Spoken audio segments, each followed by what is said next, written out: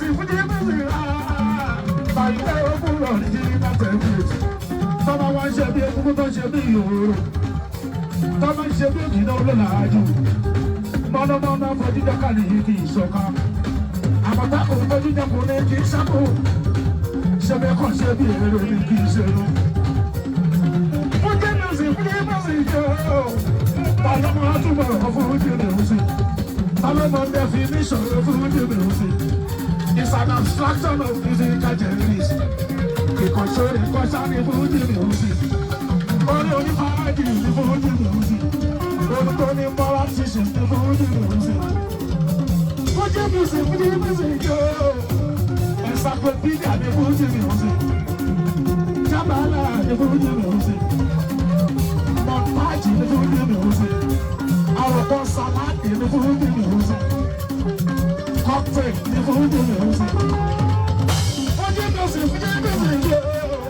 I know who love you. I know everybody love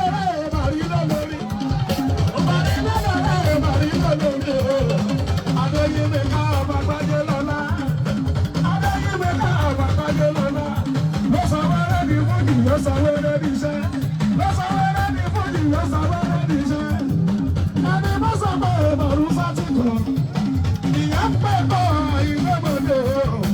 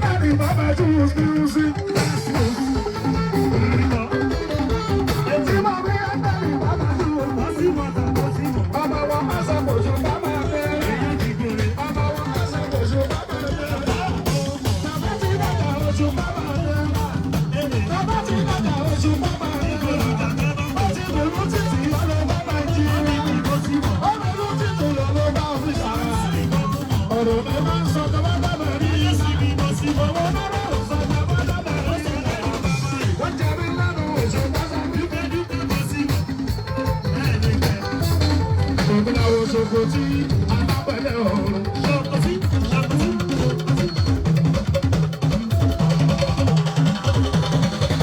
Fọ́kọ̀tù àwa kan wá inú lọ́pẹ̀ ló jẹ́ kó máa dùn. Òṣè wa ń lọ, oṣù wa tó ń lò yìí mo fẹ́ kẹ́mọ̀. Kò lè tán, ọlọ́wọ́ bá ṣe pẹ́ lẹ́yìn wa.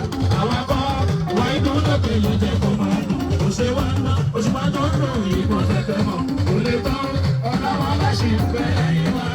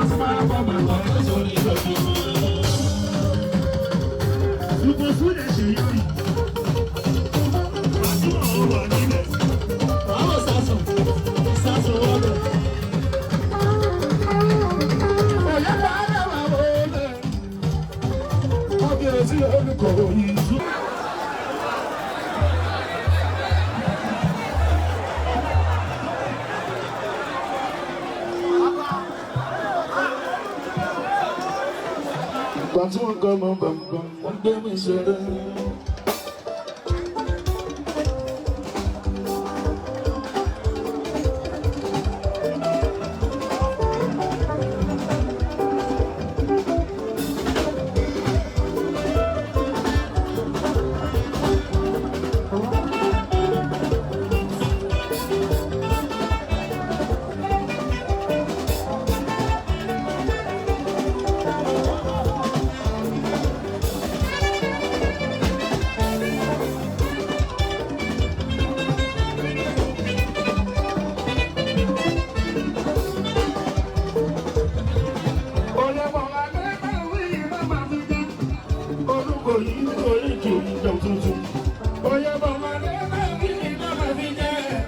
Olùkọ́ yìí kò ní kí n jọ tuntun.